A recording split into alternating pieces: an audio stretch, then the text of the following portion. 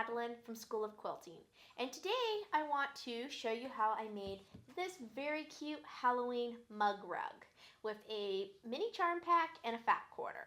This is a very easy project to make, and if you're just starting out as a quilter, this is a really good way to go through all the steps of the quilt making process without it being overwhelming. So a mug rug is a great place to start.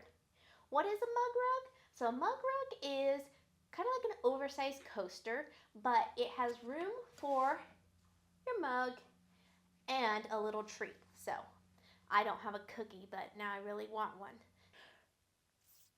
For our mug rug, we're going to use a mini charm pack. We're only going to need 20 squares. Charm packs typically have 42, so you can make 2 mug rugs with 1 mini charm pack.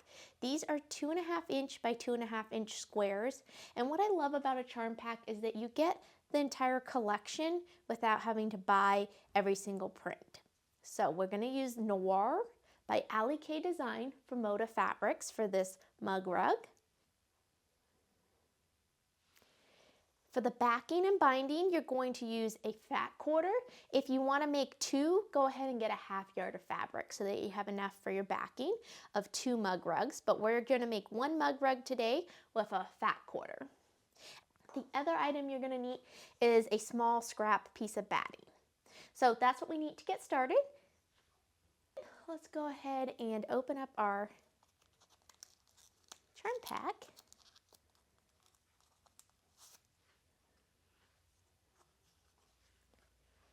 And we are going to need 20 squares.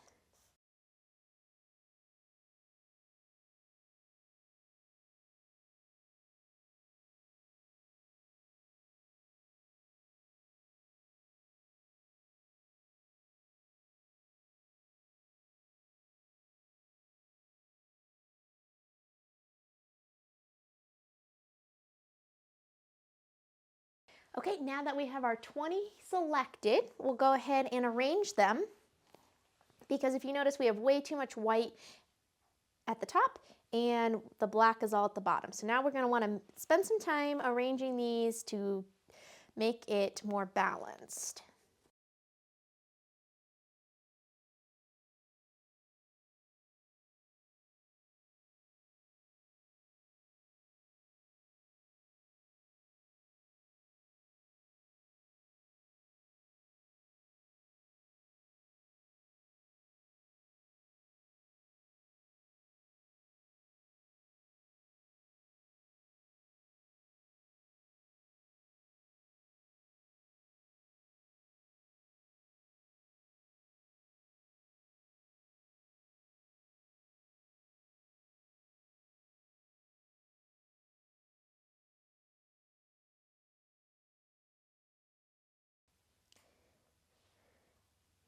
Okay, now I recommend that you take a photo of your quilt top in your layout, so that way if your prints get shuffled as you're working on them, you know where you wanted them to go, and you can reference your picture on your phone for that.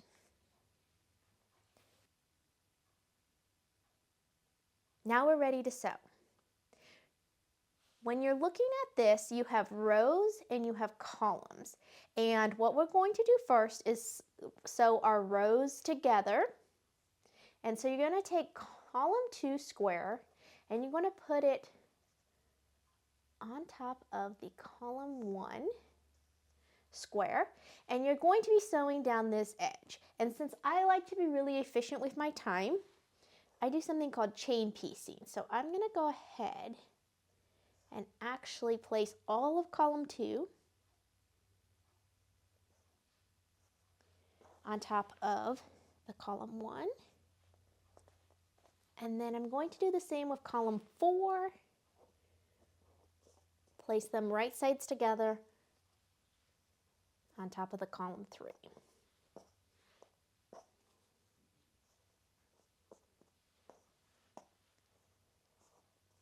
And we're going to leave column 5 for now.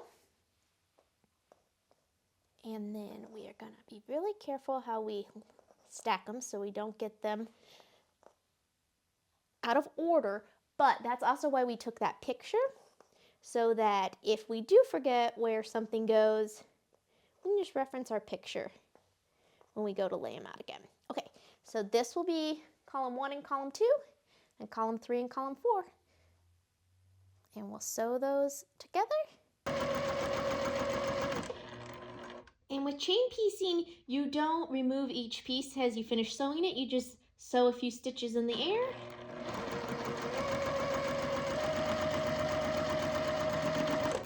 And feed your next unit into.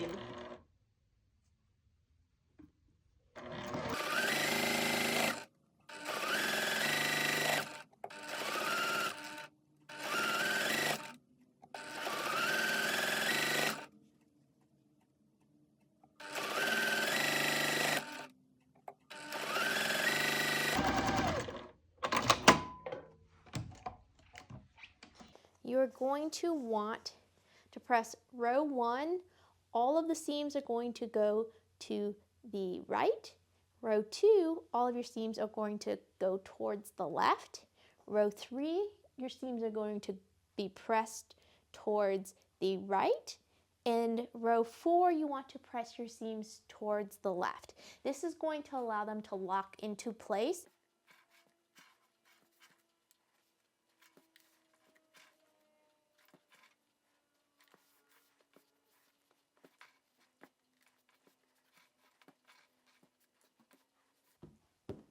Okay, now let's sew our columns 1, 2 units together with our column 3, 4 units. Okay, so now we are going to just check that we have everything in the right place.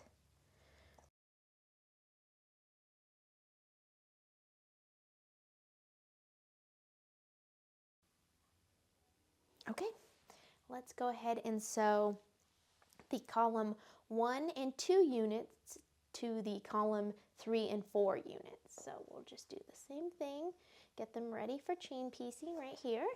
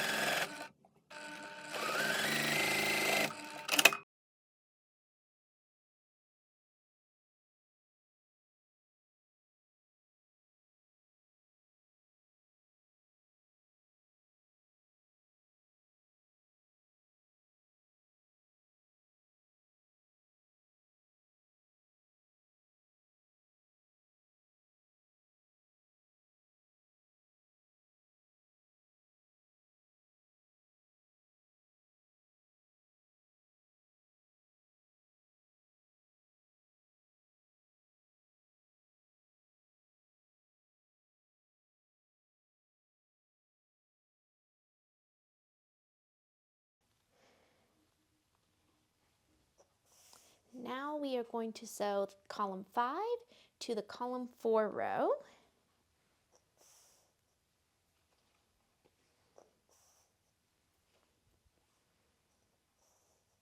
Just want to check that we like how things are and go ahead again, get them prepared for chain piecing. Oh, and I'm going to make a little chain. Let's see. Hold on.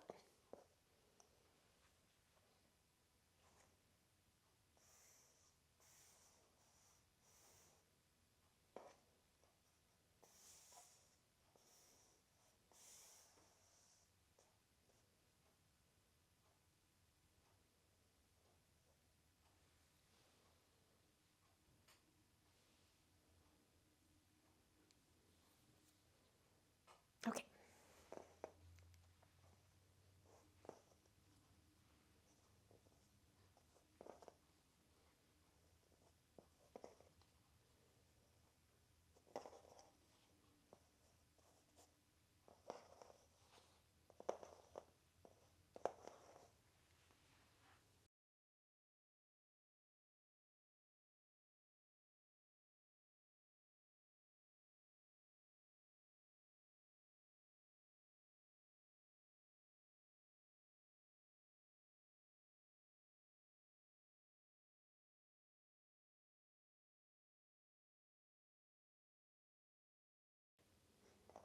So you're going to take the bottom of row 1 and flip it on top of row 2 so that you are sewing the bottom of row 1 to the top of row 2.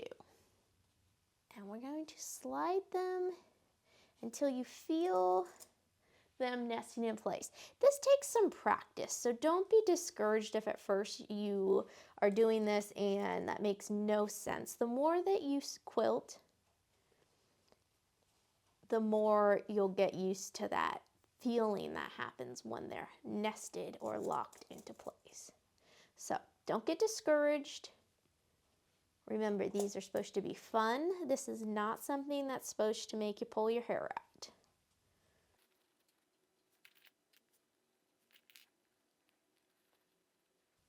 And I'm pinning on both sides of my seam. And for beginners, depending how much you've sewn, go ahead and do that if you're new to sewing. The more you sew, the less likely you're going to need to pin to both sides. I'm just doing it because when I first started quilting and as a beginner, it gave me more confidence. So if you're inexperienced with sewing, you might not need to put in this many pins. Okay, that's row 1 to row 2. I'm going to go ahead and also pin together row 3 and row 4.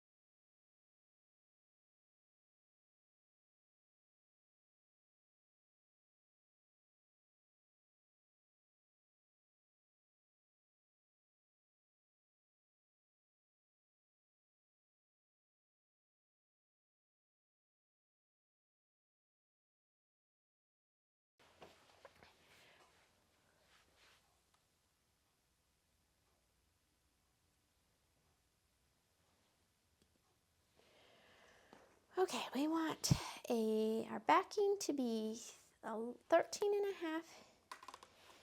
inches.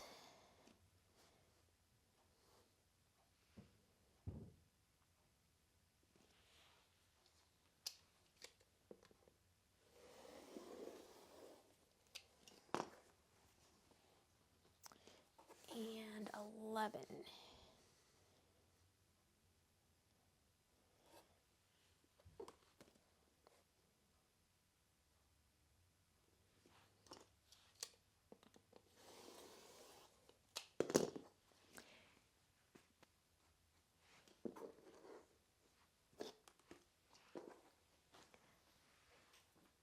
And we want the same size for our batting.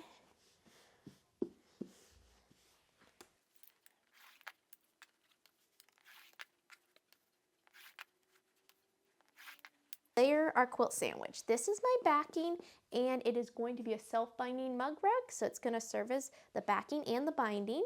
We want to flip it over so that the wrong side is facing up.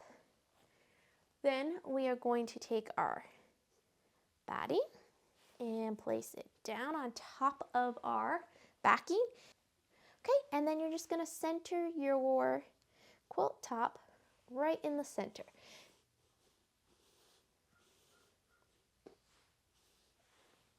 we need to put a few safety pins in to baste our quilt. So I start at the center.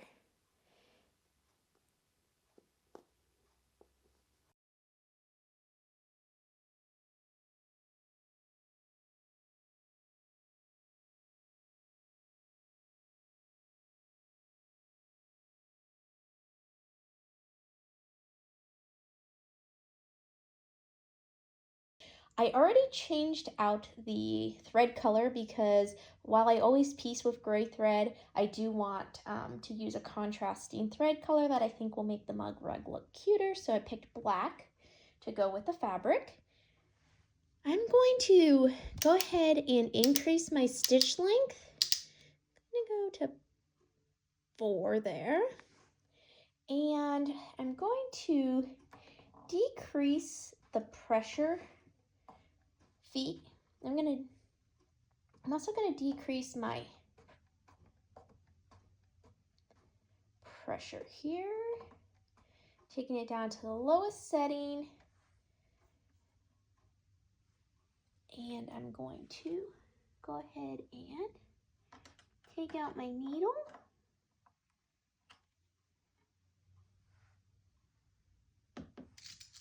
And I'm going to replace this universal needle with a quilting needle 9014.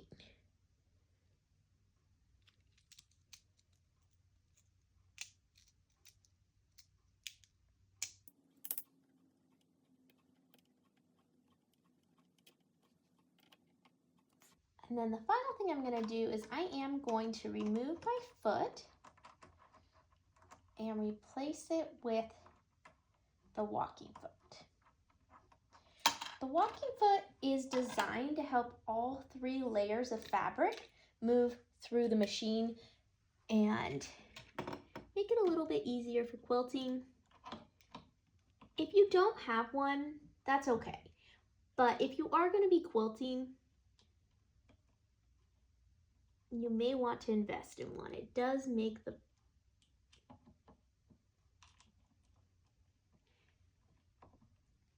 You do not have to have this foot to machine quilt, but if you have one, I would go ahead and recommend that you give it a try. And if you are going to be making large quilts, I definitely recommend that you invest in one that fits your sewing machine. There are some universal walking feet, but different machines have different ones specifically designed for that sewing machine, so you might want to check out your model before investing in one. Okay, so we've changed the needle, we've changed our foot, we've put new thread on, we've changed our needle size, and we have decreased the pressure on the feed dogs. So let's go ahead and we are going to do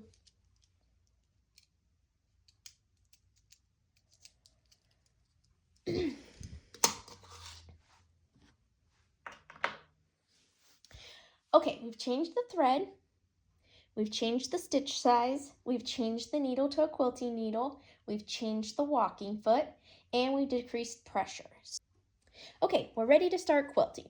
So we're going to always quilt from the center out. And so I'm going to take my longest center seam and I'm going to align the edge of my walking foot with that seam.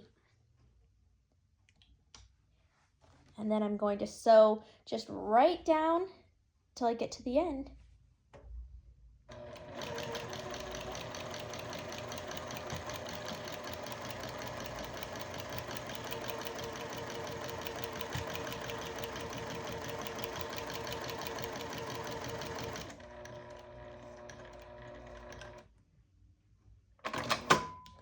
Okay, now we're going to do the same thing on the other side of the seam, and you always want to go back and start quilting from the same edge. You don't want to flip around and go back. It will cause some distortion. So I'm back right up at the same edge that I started. And now on this one, I'm going to use this side of the foot against the seam as my guide.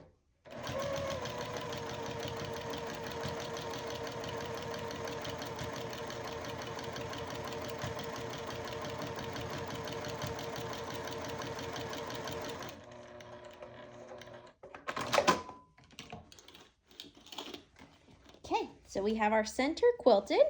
How easy was that? Looks good. Now we're going to move over and I'll just do the same thing on the next seam.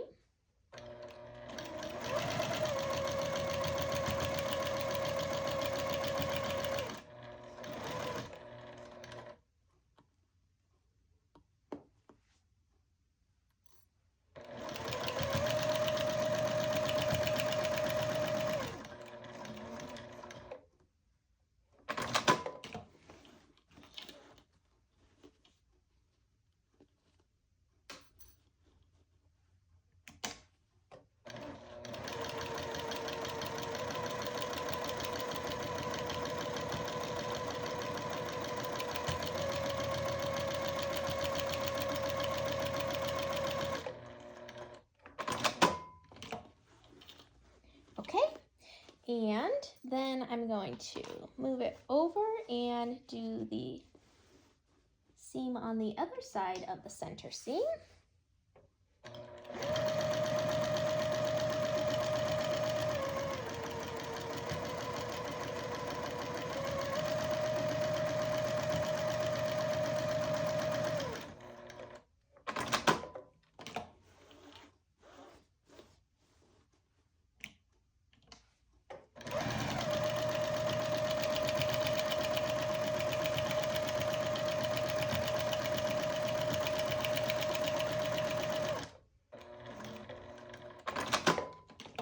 We have all of our horizontal seams quilted, and that wasn't too bad, was it? Okay, now we are going to go and we are going to do the same thing on the rest of our seams, starting again in the middle.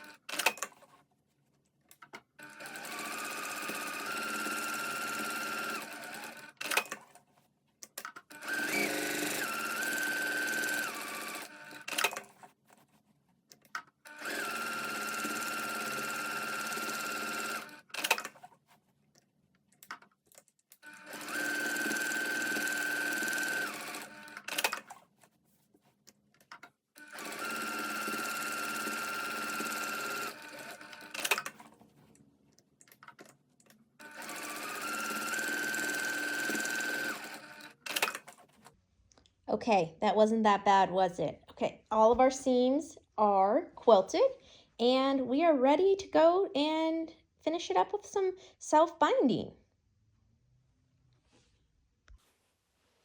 Okay, if that was your first quilting adventure, I hope that it went well with you. If you had any trouble, let me know in the comments below so I can look at what happened and maybe address some of the issues that you may have had in future videos. Okay. This is not the traditional binding that people talk about when making quilts. This one is going to be a little bit easier, and you could use it on a quilt, and people do use it on quilts, and it's pretty quick, and it's not the traditional way, and the quilt police might come after you, but it doesn't mean that it doesn't work. And so part of quilting is deciding what works for you and knowing what your choices are. So today we're looking at self-binding. The first step we're going to do here is we are going to trim with scissors just the batting. Make sure you do not get the backing, okay? You're going to trim the batting, and it's a little bit scary making sure you don't get the backing, but you can do it.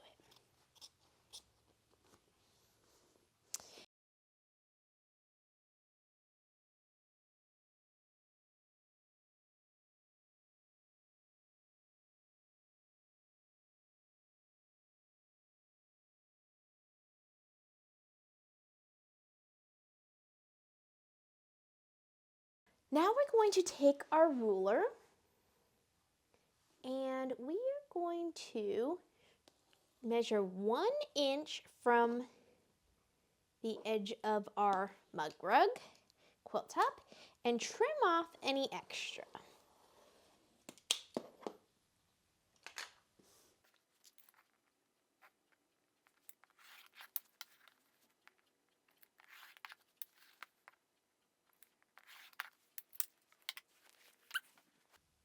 Okay, now we're going to finish it off with our self-binding technique. This can be done on any size quilt, and it's very easy and a very simple way to bind any of your quilted projects. So I'm going to start with the bottom of the quilt because it's nearest me, but you could start on any side.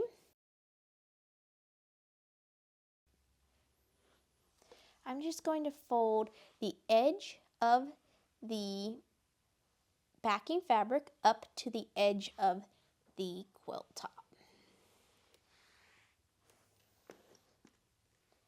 Okay, now I'm going to fold it one more time, and this time it's going to overlap with the quilt top.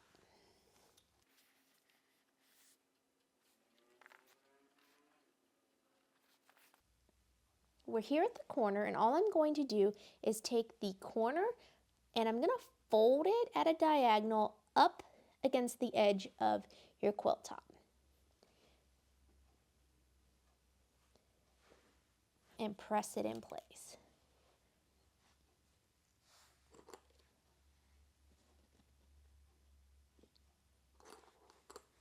Okay, now we're going to do the same thing we did on the bottom.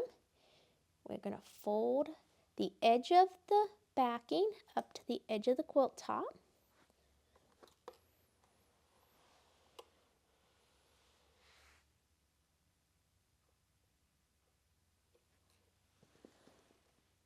And now when we fold over, we are going to just check the corner that we have a nice diagonal there. And once we're happy with how that corner looks, we will press it.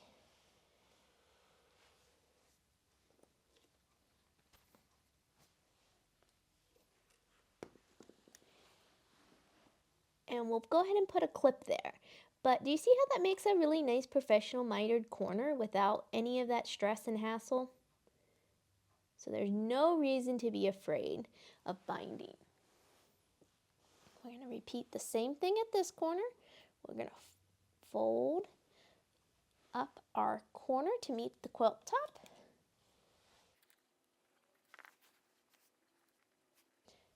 Fold up the edge of our backing to align with the bottom of the quilt top edge.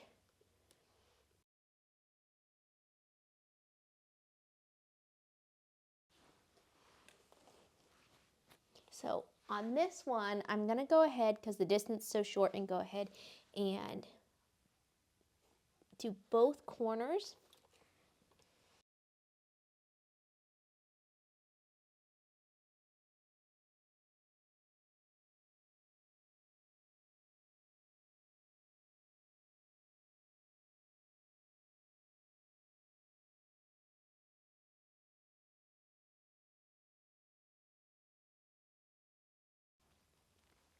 So that one I had pulled forward a little too much, so I'm just backing it off a tiny bit.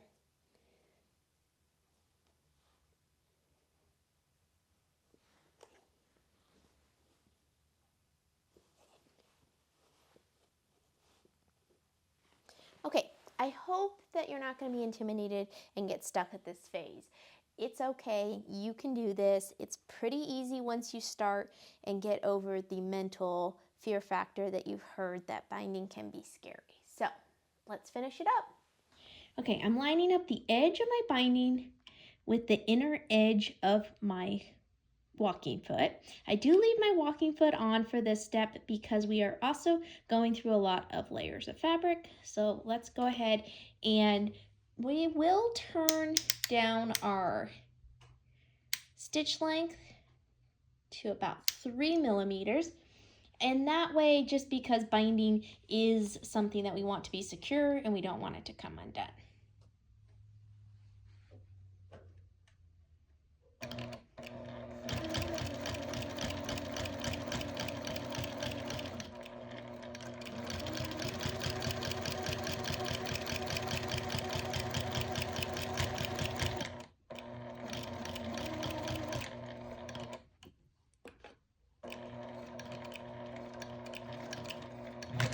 Okay, I'm right at where we have our miter, and I am going to raise my foot, rotate it, and then start coming right down this new side.